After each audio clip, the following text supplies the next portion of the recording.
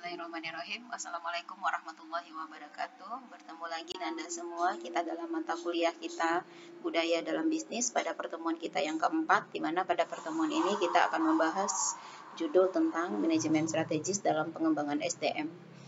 Manajemen strategis dapat diartikan sebagai seni dan pengetahuan untuk merumuskan, mengimplementasikan, dan mengevaluasi keputusan lintas fungsional yang membuat organisasi mampu mencapai objektivitas. Jadi dalam evaluasi lintas fungsional, nah itu masing-masing fungsi yang ada dalam organisasi itu saling bersinergi, saling berintegrasi antara satu sama lain untuk mencapai suatu visi dan misi yang sama di dalam organisasi dalam mencapai objektivitasnya. Fokus manajemen strategis terletak pada memadukan manajemen, pemasaran, keuangan, produksi, penelitian, dan pengembangan serta sistem informasi dalam rangka mencapai tujuan. Di dalam manajemen strategis, pengembangan SDM juga merupakan suatu proses yang harus dilakukan secara berkelanjutan, kontinu, terus-menerus, dan tidak boleh terputus-putus setiap waktu. Manajemen strategis dalam pengembangan SDM juga meliputi upaya-upaya organisasi untuk menyesuaikan diri dengan perubahan, baik perubahan secara internal maupun perubahan secara eksternal, perubahan yang ada di dalam diri individu itu sendiri maupun perubahan yang ada di dalam kelompok individu ataupun perubahan yang ada atau yang dibutuhkan oleh organisasi. Nah, pengembangan manajemen strategis untuk SDM juga merupakan suatu cara yang akan menguntungkan bagi organisasi atau bagi perusahaan untuk mencapai kemajuan perusahaan di masa yang akan datang. Pengembangan SDM dalam organisasi itu merupakan suatu bentuk usaha pengembangan yang sifatnya integral, baik yang menyangkut SDM sebagai individu dan sebagai sistem, maupun organisasi sebagai wadah SDM untuk memenuhi kebutuhan suatu organisasi manapun. Dalam pengembangan SDM dilakukan secara terencana, berkesinambungan, kontinu seperti yang dikatakan tadi, berkelanjutan, untuk meningkatkan kompetensi pegawai dan kinerja organisasi melalui program pelatihan, pendidikan, dan pengembangan. Mick Lagan dan Suhadolnik di dalam artikelnya Yustiono pada tahun 2016 menyatakan bahwa pengembangan SDM adalah pemanfaatan pelatihan dan pengembangan karir, pengembangan organisasi yang terintegrasi antara satu dengan yang lain untuk meningkatkan efektivitas individual dan organisasi. Definisi senada juga dikemukakan oleh Mondi dan Nu di dalam artikel Yustiono juga pada tahun 2016 yang menyatakan pula bahwa pengembangan SDM adalah suatu usaha yang terencana dan juga berkelanjutan yang dilakukan oleh organisasi dalam meningkatkan kompetensi pegawai dan kinerja organisasi melalui program-program pelatihan, pendidikan, dan pengembangan. Sementara itu, Stewart dan Mick Goldrick di dalam artikel Yustiono juga menyatakan bahwa pengembangan SDM meliputi berbagai kegiatan dan proses yang diarahkan pada terjadinya dampak pembelajaran baik bagi organisasi maupun bagi individu. Jadi dari beberapa definisi yang dikemukakan oleh beberapa ahli tadi dapat kita simpulkan bahwa pengembangan SDM itu adalah sesuatu yang sangat diperlukan bagi kesinambungan perusahaan di masa akan datang dan juga bagi peningkatan kompetensi SDM itu sendiri. Di mana peningkatan kompetensi SDM itu sangat diperlukan pula untuk meningkatkan kemajuan perusahaan di masa yang akan datang. Semakin baik kompetensi SDM-nya, maka kinerja perusahaan akan semakin baik. Semakin baik kinerja perusahaan karena produktivitas SDM-nya juga sudah semakin baik, maka kontinuitas sustainability perusahaan di masa yang akan datang dan tingkat kemampuan perusahaan untuk bersaing itu juga akan semakin tinggi. Untuk apa sih pengembangan SDM itu diperlukan? Yang pertama, pengembangan SDM itu yang jelas diperlukan adalah untuk memenuhi kebutuhan manusia. Nah, di mana sebagaimana telah kita terangkan juga sebelumnya pada materi sebelumnya bahwa Maslow menyatakan bahwa kebutuhan SDM, kebutuhan manusia itu ada pada 5 tingkatan. Yang pertama ada kebutuhan fisiologis atau basic need, yang kedua ada kebutuhan akan rasa aman atau safety need, yang ketiga akan merupakan kebutuhan love dan belonging, itu social need. Nah, ada kebutuhan akan harga diri yang disebut juga dengan esteem need, dan kebutuhan aktualisasi diri atau self aktualisasi need. Nah, pengembangan SDM itu hierarki kebutuhan di mana SDM itu saat ini berada itu sangat menentukan pengembangan SDM seperti apa yang diperlukan untuk masing-masing sumber daya manusia yang ada pada tingkatan-tingkatan tersebut. Seperti pada kebutuhan fisiologis, pada kebutuhan dasar, nah itu manusia masih berada pada tingkat kebutuhan yang bersifat sandang, pangan, dan papan saja.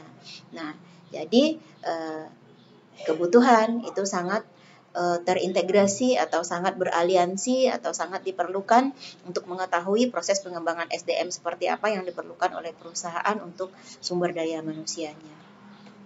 Adapun tujuan pengembangan SDM ini, di sini kita klaster menjadi 9 bagian tujuan. Yang pertama adalah untuk meningkatkan produktivitas kerja.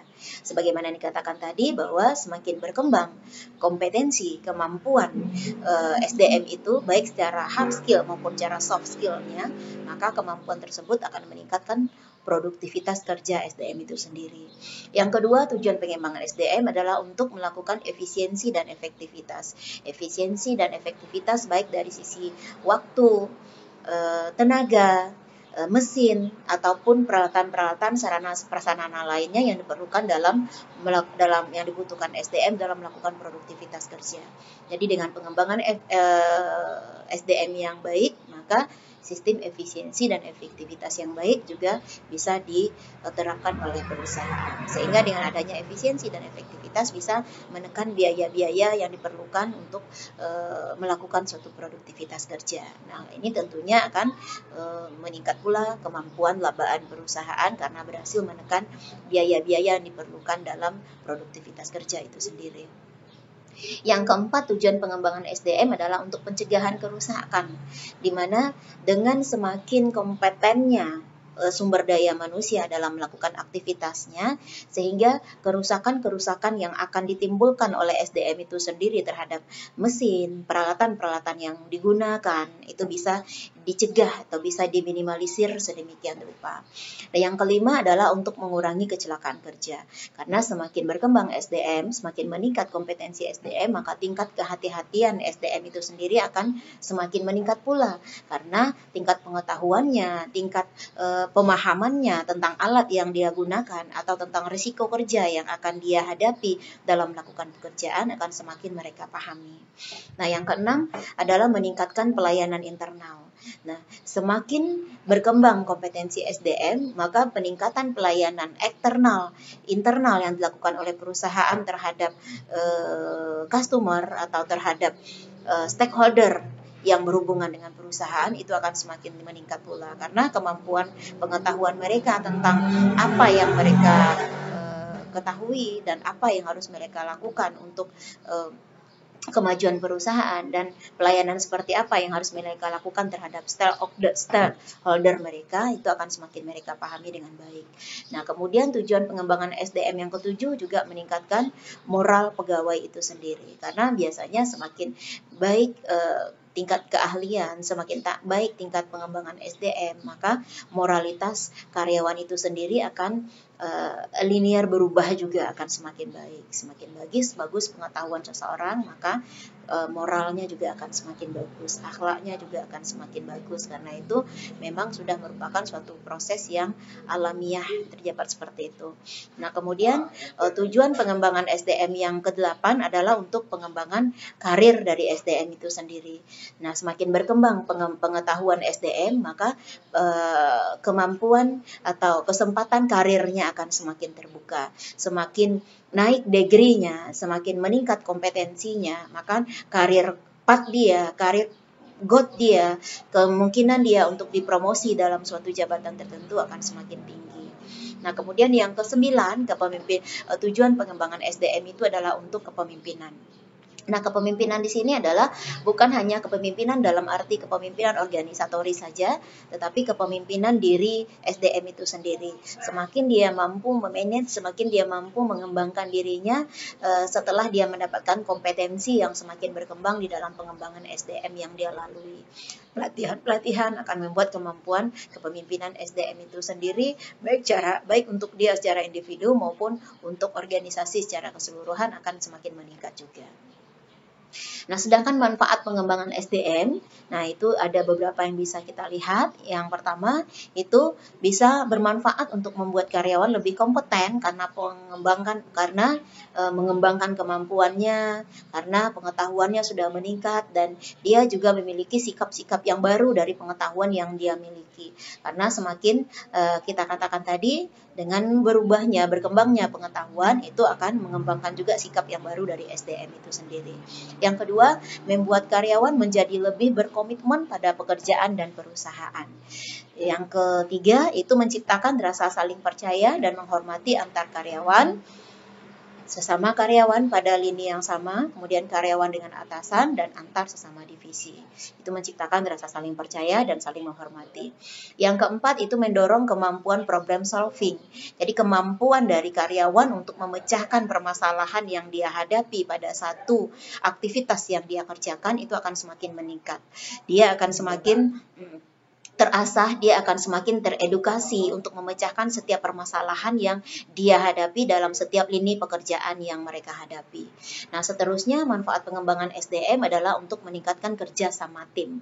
Nah, semakin meningkat pengetahuan SDM, semakin dilatih SDM, semakin dikembangkan SDM, maka kemampuan solidaritasnya, kemampuan toleransinya, dan kemampuan dia untuk bekerja sama di dalam satu tim juga akan meningkat karena akan semakin meningkat karena egositas. Karena rasa ingin menang sendiri itu akan semakin terminimalisir dengan semakin berkembangnya tingkat pengetahuan SDM itu sendiri.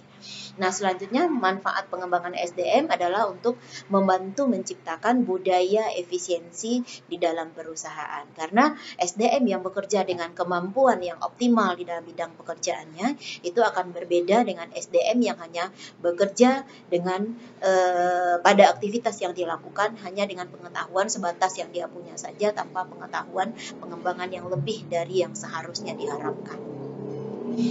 Manajemen strategis itu merupakan pengelolaan keberhasilan organisasi pada masa kini dan pada masa yang akan datang. Nah, ini merupakan sebuah kerangka yang menyatukan tindakan atau fungsi-fungsi manajerial yang ada. Nah, sebagaimana dikatakan di awal bahwa manajemen strategis itu merupakan suatu strategi yang melahirkan suatu cara di mana pemikiran yang dilakukan oleh manajerial itu sudah lintas fungsional. Jadi tidak terkotak-kotak lagi pada satu fungsi-fungsi yang ada, tapi sudah lintas fungsional, saling terintegrasi dan bersinergi antara satu sama lain. Nah, kemudian di dalam manajemen strategis, semua aktivitas organisasi tertinggi yang menentukan arah dan tujuan organisasi yang harus diikuti dalam rangka keberlangsungan dan kesejahteraan organisasi. Jadi tujuan manajemen strategis juga untuk menjaga sustainability organisasi itu sendiri di masa yang akan datang. Pendekatan pengembangan SDM sebagai paradigma baru dalam organisasi dan manajemen itu kecenderungannya ada 8 bentuk metode pengembangan SDM. Ada kecenderungan paradigma yang terbentuk di dalam pengembangan SDM itu sendiri. Ada 8 kecenderungan. Kecenderungan yang pertama adalah adanya revolusi komputer, sistem informasi, dan era digital. Nah, hal ini otomatis menuntut manajerial, menuntut perusahaan harus mengembangkan SDM-nya sesuai dengan tuntutan kemajuan teknologi. Kalau seandainya revolusi komputer, revolusi sistem informasi, era digital tidak diikuti oleh kemampuan SDM untuk menggunakan perangkat-perangkat dari komputer itu sendiri, maka perusahaan akan tertinggal dari perusahaan lain dan kemampuan SDM di perusahaan kita akan tergerus atau akan terkompetisi oleh perusahaan lain yang sudah melakukan hal yang sama. Jadi mau tidak mau, revolusi komputer, sistem informasi, era digital harus kita imbangi dengan kemampuan sumber daya manusia untuk memakai alat dari sistem informasi, sistem komputer di era digital itu sendiri. Nah, yang kedua, pengembangan SDM dengan paradigmanya ada kecenderungan pendidikan dewasa dan sepanjang hayat. Nah, jadi kita sudah mengetahui bahwa agama kita pun mengatur atau mengarahkan bahwa menuntut ilmu itu adalah sepanjang hayat kita. Sebagaimana yang dikatakan bahwa utlubul ilmi minal mahdi ilal lahdi, tuntutlah ilmu itu dari ayunan sampai ke liang kubur. Nah, itu membentuk paradigma bahwa proses belajar itu tidak terputus sepanjang kita hidup. Jadi sampai kita akan menjelang ajal pun, nah, proses belajar itu tetap akan berjalan. Nah, itu yang dituntun oleh agama kita secara rasional, secara alamiahnya memang seperti itu. Sehingga pendidikan dewasa dan sepanjang hayat itu tidak terputus pada usia, tidak terputus pada kemampuan, tidak terputus pada kesempatan saja, tapi semua mempunyai kesempatan untuk melakukan pengembangan pendidikan sepanjang hayatnya. Nah, kemudian paradigma yang ketiga itu meningkatkan internasionalisasi dan bisnis kompetitif. Nah, sekarang ini semua perusahaan sudah menuju ke era globalisasi. Perusahaan tidak hanya berskala nasional saja, tapi sudah menggrowth, sudah harus bertumbuh, memikirkan bagaimana perusahaan bisa menembus dunia internasional. Dan untuk menembus dunia internasional itu, dan perusahaan harus memasuki dunia bisnis yang kompetitif, di mana tingkat persaingan antara satu perusahaan dengan perusahaan lain yang semula hanya skalanya lokal, kemudian naik ke nasional, kemudian ke internasional lagi, itu tingkat kompetensinya akan semakin tinggi dan akan semakin ketat, akan semakin erat. Nah, dalam tingkat kompetisi yang semakin tinggi di dalam persaingan internasional tersebut, nah dibutuhkan SDM yang juga harus mampu bersaing dalam era internasional, dalam kancah internasional, dan harus bersaing pula dalam kancah kompetitif yang semakin ketat tersebut.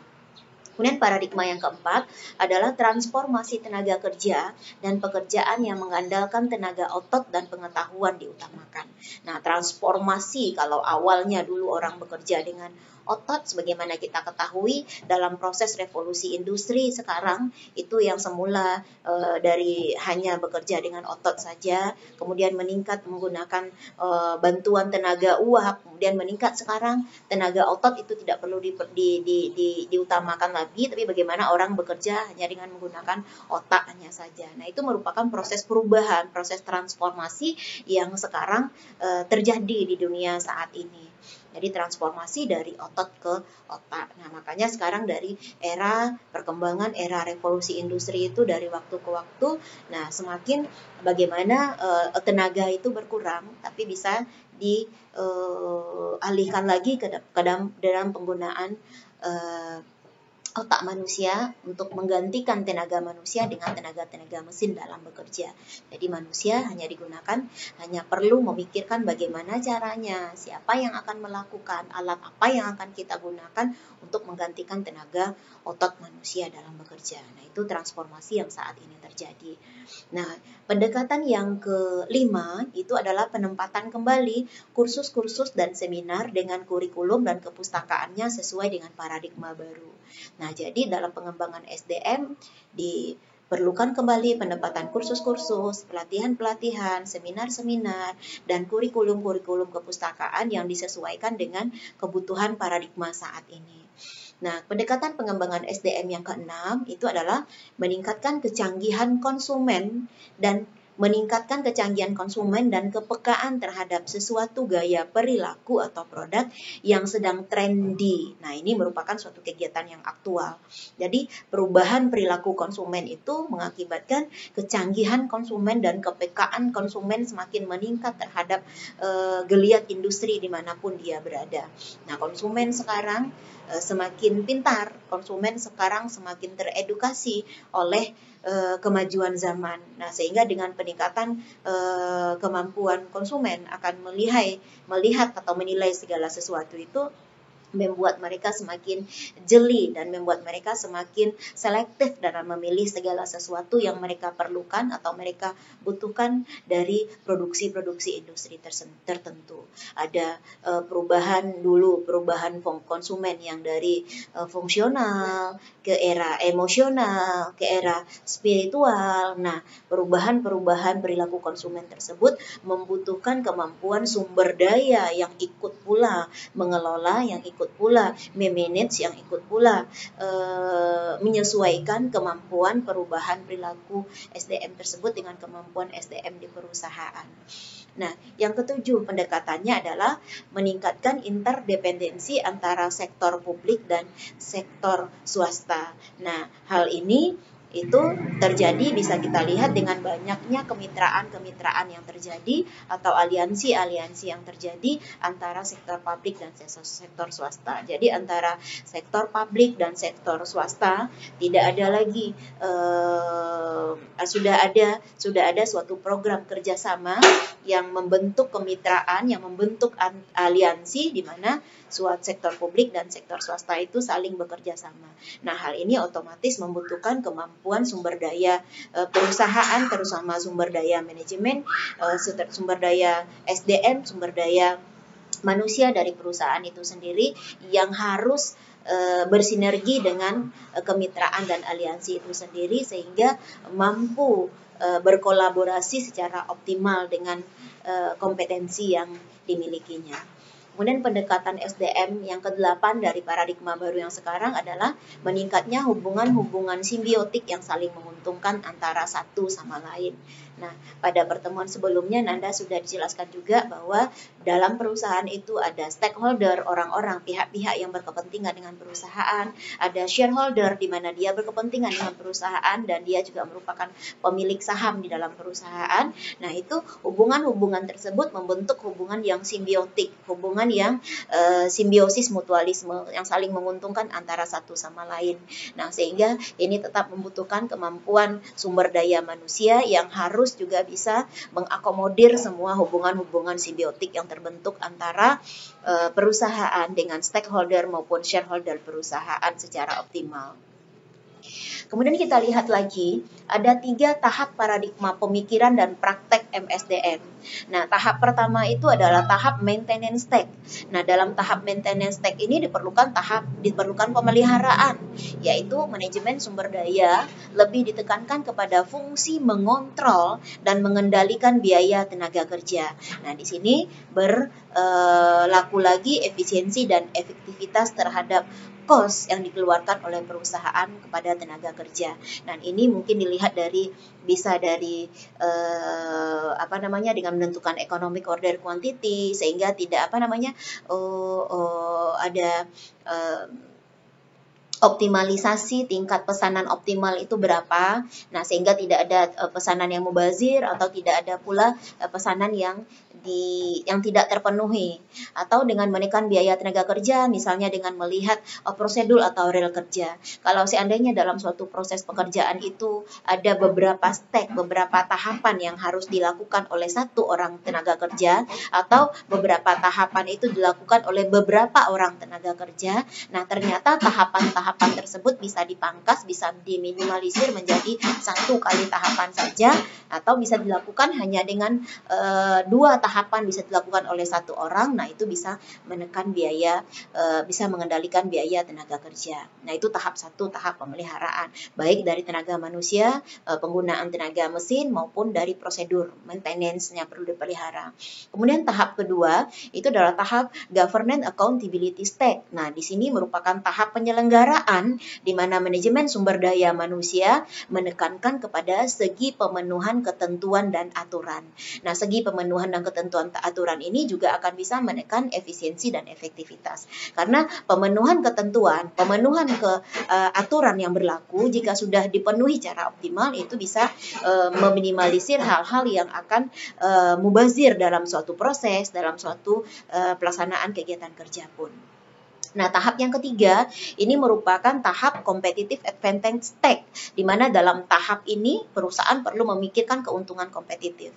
Nah, tidak hanya menilai biaya dan keuntungan saja, tetapi di dalam aktivitas yang dilakukan juga perusahaan harus memikirkan bagaimana memperbaiki dan meningkatkan kemampuan, pengetahuan, potensi kreativitas sumber daya yang terkait kepada sistem pengembangan karir. Nah, jadi dalam tahap pengembangan pemikiran dan praktek SDM ini pada tahap yang ketiga, efisiensi perusahaan dipikirkan, efektivitas perusahaan dipikirkan, governance accountability stake juga dipikirkan oleh perusahaan, tapi keuntungan kompetitif stake juga dipikirkan, di mana keuntungan kompetitif stake ini tidak hanya keuntungan bagi perusahaan, tapi juga keuntungan bagi pengembangan karir perusahaan itu sendiri. Artinya semakin baik kemampuan SDM, maka akan semakin baik pula kemampuan perusahaan dalam mengembangkan kinerja perusahaan itu sendiri di dalam kemampuannya berkompetisi di dalam persaingan perusahaan. Nah, kemudian konsekuensi tahap ketiga pengembangan SDM ini dari tahap ketiga tadi pengembangan SDM itu adalah untuk perlu juga dipikirkan sistem pengembangan karir SDM.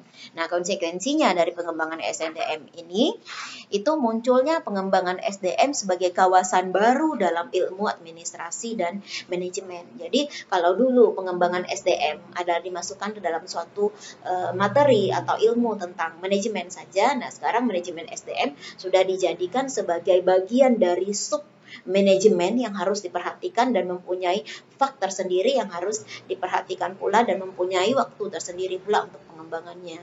Jadi bidang ilmu yang baru dalam pengembangan ilmu administrasi dan manajemen. Nah, kenapa hal ini muncul? Karena yang pertama itu merupakan tuntutan personal, tuntutan individu dari SDM itu sendiri. Karena otomatis pada saat SDM dikembangkan, maka kemampuan interpersonal SDM itu sendiri akan semakin meningkat dan mau tak mau itu juga akan meningkatkan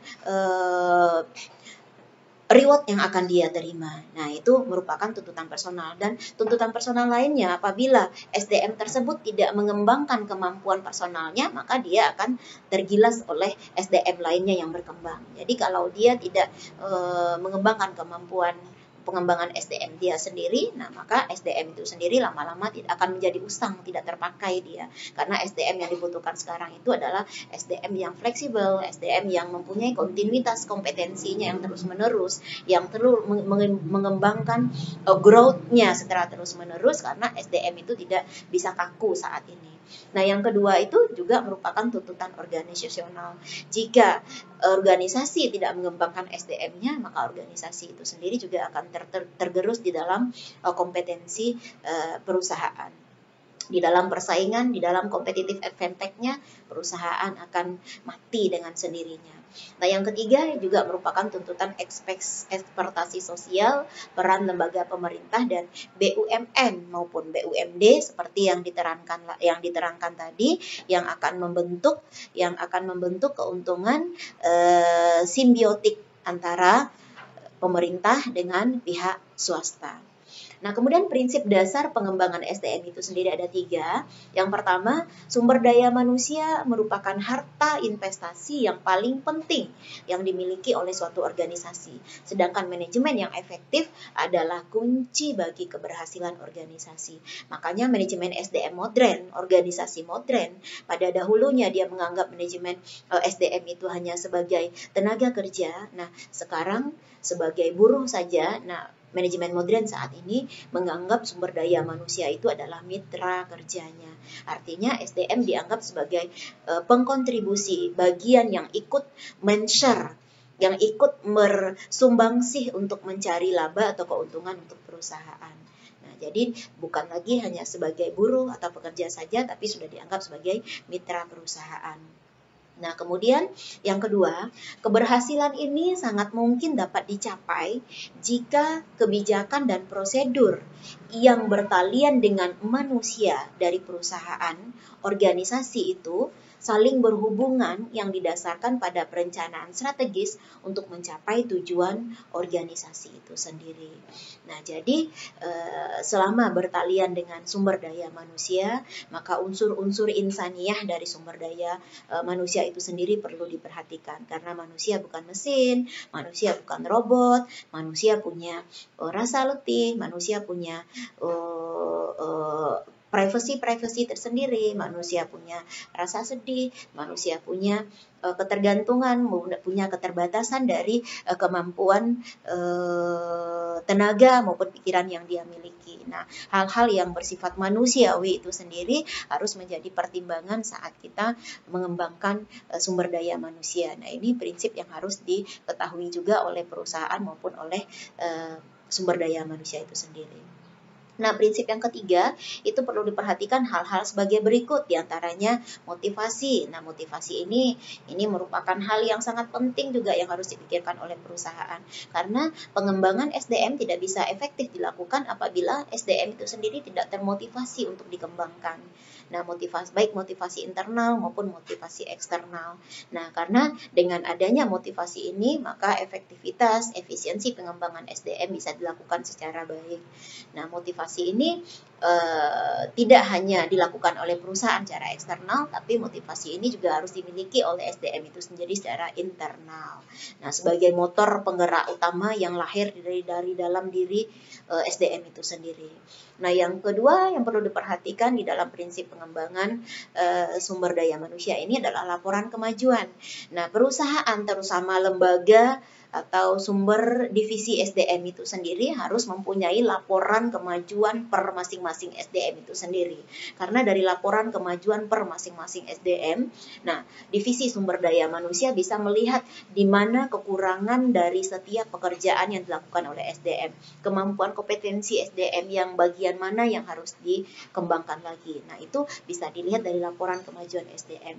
Sehingga pola pengembangan SDM yang dilakukan oleh perusahaan benar-benar sesuai dengan kebutuhan dari pengembangan kemampuan SDM yang dimiliki oleh SDM itu sendiri. Jadi bagian mana yang perlu dikembangkan, bagian mana yang perlu dilatih lagi, itu benar-benar sesuai dengan kebutuhan SDM itu sendiri. Nah, ini hanya bisa dilihat dari laporan kemajuan SDM. Nah, yang ketiga itu latihan. Nah, latihan ini artinya setiap pengembangan SDM yang sudah dilatih, SDM yang sudah di-training, SDM yang sudah mendapatkan edukasi, itu perlu pelatihan. Artinya perlu jangka waktu, ada proses yang diperlukan untuk mereka mendapatkan kemampuan yang benar-benar optimal. Jadi pelatihan itu untuk mengoptimalkan. Sementara kalau pada saat pengembangan mereka dapatkan, edukasi mereka dapatkan, mereka sudah mendapatkan training yang maksimal, tapi tidak ada latihan bagi mereka. Nah, itu biasanya ilmu yang mereka dapatkan, kompetensi yang mereka dapatkan itu akan cepat hilang atau malah tidak optimal karena tidak ada kesinergian. Jadi setelah mereka dapatkan teorinya, mereka harus juga mendapatkan prakteknya melalui latihan. Nah, kemudian yang harus diperhatikan lagi adalah perbedaan individu. Nah, di dalam perbedaan individu ini, sebagaimana dikatakan pada pertemuan sebelumnya bahwa McGregor mengatakan bahwa manusia itu ada yang bertipe X, ada yang bertipe Y. Nah, masing-masing individu itu ada individu yang suka dimotivasi dulu, atau ada SDM yang sukanya diberikan reward dulu baru dia bekerja, diperlihatkan dulu rewardnya baru dia bekerja, akan termotivasi dia bekerja. Nah, sementara ada individu yang benar-benar sudah citizenship behavior, artinya dia mampu bekerja tanpa harus diiming-imingi dulu dengan segala sesuatu yang dia dapatkan, dan mereka selalu mampu bekerja di atas standar. Jadi perbedaan individu ini juga harus diperhatikan oleh perusahaan dalam melakukan pengembangan SDM-nya. Nah, kemudian jenis-jenis pengembangan SDM yang bisa dilakukan, itu ada dua jenis pengembangan SDM. Yang pertama ada pengembangan SDM secara informal, ini datang dari inisiatif pribadi pegawai. Nah, pegawai dapat melatih dan mengembangkan kemampuan dan keterampilan dirinya dengan mempelajari berbagai macam konsep yang aplikasinya berdasarkan pekerjaan dan jabatan yang diembannya. Nah, ini informal. Nah, informal ini berarti di luar formalitas. Nah, sedangkan pengembangan pengembangan yang kedua yang cara formal ini dilakukan secara tuntunan perubahan dan persaingan yang semakin tinggi. Jadi pengembangan secara informal ini bisa dilakukan oleh SDM sendiri secara inisiatifnya, ini secara otodidak. Jadi kemampuan yang dia lihat dari proses sehari-hari, pengalaman dia sehari-hari, dari lingkungan kerja yang biasa dia lihat, nah dia bisa melakukan pengembangan sendiri secara otodidak, secara persuasif, secara alamiah dari lingkungan tempat dia bekerja. Nah, itu tidak terstruktur. Nah, tidak diakomodir oleh perusahaan sedemikian rupa. Nah, sedangkan secara informal, nah itu dilakukan oleh perusahaan dengan tuntunan-tuntunan tertentu yang diakomodir sedemikian rupa yang terstruktur secara sistematis. Nah, kemudian ada metode pengembangan SDM. Metode pengembangan tadi merupakan jenis pengembangan informal dan formal, dan sekarang metode pengembangannya. Nah, metode pengembangan ini bisa melalui pendidikan atau education, di mana proses pendidikan diberikan pengetahuan, diberikan informasi-informasi, diberikan pelatihan-pelatihan yang membentuk edukasi mereka tentang segala sesuatu yang akan membentuk paradigma mereka atau kemampuan mereka secara intelektual, secara edukasi, itu melalui metode pendidikan. Yang kedua, melalui metode pelatihan atau training. Nah, melalui metode training ini diharapkan pegawai menjadi semakin banyak tahu tentang apa yang dikerjakannya. Tadi metodenya ada dua, ada pendidikan education, ada pelatihan atau training. Nah, kemudian kendala-kendala yang dihadapi perusahaan dalam pengembangan SDM ini, di sini kita golongkan menjadi 3 kendala. Yang kendala pertama adalah biaya. Nah, gimana kita tahu pengembangan SDM itu memerlukan biaya yang sangat besar. Pelatihan SDM itu memerlukan biaya yang sangat besar. Nah, pengembangan SDM ini sehingga organisasi harus bisa mengorganisasikan sedemikian rupa agar pengembangan SDM ini benar-benar optimal. Nah, makanya diperlukan tahap-tahap proses tadi dalam siapa sih yang perlu dikembangkan, bagaimana cara dia dikembangkan agar efisiensi dan efektivitas biaya dalam pengembangan itu sendiri bisa ditekan oleh perusahaan. Dan biaya yang dikeluarkan oleh perusahaan dalam pengembangan SDM juga tidak sia-sia, karena SDM yang dikembangkan benar-benar mampu mewujudkan kompetensinya untuk meningkatkan produktivitasnya, sehingga meningkatkan kinerjanya secara individu, yang akhirnya akan meningkatkan kinerja perusahaan juga secara organisasi. Nah, kendala yang kedua adalah kendala waktu. Nah, pengembangan SDM memerlukan waktu yang cukup lama, sehingga menghabiskan waktu yang harus dipakai oleh pegawai untuk melaksanakan pekerjaan yang ada dalam organisasi. Otomatis dalam pengembangan SDM dibutuhkan waktu mereka, sehingga mereka perlu diliburkan untuk dilatih, mereka perlu membutuhkan waktu yang sekian lama, ada yang 1 minggu, ada yang bahkan 1 bulan, dan itu pun dalam waktu yang terstruktur tersebut, sesungguhnya di luar waktu tersebut mereka masih membutuhkan waktu-waktu yang lama lagi untuk implementasi dari apa yang mereka terima dari pelatihan dan training tersebut. Jadi itu kendalanya, biaya, waktu juga. Nah, kemudian yang kendala yang ketiga adalah ketidakpuasan. Nah, ketidakpuasan ini lahir dari kekhawatiran pegawai. Nah, dalam menentukan pegawai, dalam menentukan program pengembangan juga. Karena ketidakpuasan ini ketidakpuasan ini bisa lahir dari pegawai sendiri, bisa datang juga dari pegawai, atau bisa datang dari perusahaan. Nah, ketidakpuasan itu bisa jadi dari program pelatihannya, atau dari tutornya tidak sesuai dengan keinginannya, atau pegawai merasa bahwa materi yang dia terima pada saat pelatihan itu tidak sesuai dengan kebutuhan yang dia inginkan saat ini. Nah, itu kekhawatirannya. Nah, kemudian ketidakpuasan ini dari perusahaan misalnya, karena tadi ada paradigma di dalam pelatihan ini, di mana SDM menganggap bahwa dengan adanya program training, dengan adanya program pelatihan ini, SDM menganggap itu sebagai suatu kesempatan bagi mereka untuk rehat sejenak, untuk relaksasi sejenak, untuk berhenti sejenak dari rutinitas kerja yang selama ini menghambat mereka. Nah, jadi mereka menganggap itu sebagai pleasure. Mereka menganggap itu sebagai proses jalan-jalan. Mereka menganggap itu suatu proses pendinginan otak mereka. Nah, padahal seharusnya pada saat pelatihan boleh mereka rileks, tapi mereka tidak boleh menganggap bahwa itu sebagai suatu masa atau suatu keadaan yang tidak yang bisa mereka sepelekan begitu saja atau bisa mereka ambil begitu saja untuk merehatkan diri mereka. Nah, sementara dalam pelatihan dan pengembangan itu justru dituntut keseriusan mereka untuk menerima setiap program yang diberikan dalam pelatihan dan pengembangan itu. Jadi jika mereka menganggap bahwa itu adalah proses relaksasi mereka, nah sehingga tujuan dari pengembangan itu bisa menjadi tidak tercapai, sehingga hasil akhir dari pengembangan itu akan menimbulkan ketidakpuasan dari perusahaan. Nah, Anda semua, untuk pengembangan diri maka diperlukan konsep sederhana untuk perubahan diri itu sendiri. Nah, bagaimana kita mengembangkan diri kita secara individu? Nah, mulailah dari diri sendiri, mulai dari sekarang dan mulai dari hal-hal yang kecil. Nah, alhamdulillah selesai sudah materi kita pada hari ini, materi kita pada pertemuan kita yang keempat. Semoga bermanfaat bagi Nanda semua dan mohon maaf atas segala kekurangan. Alhamdulillah. Wassalamualaikum warahmatullahi wabarakatuh.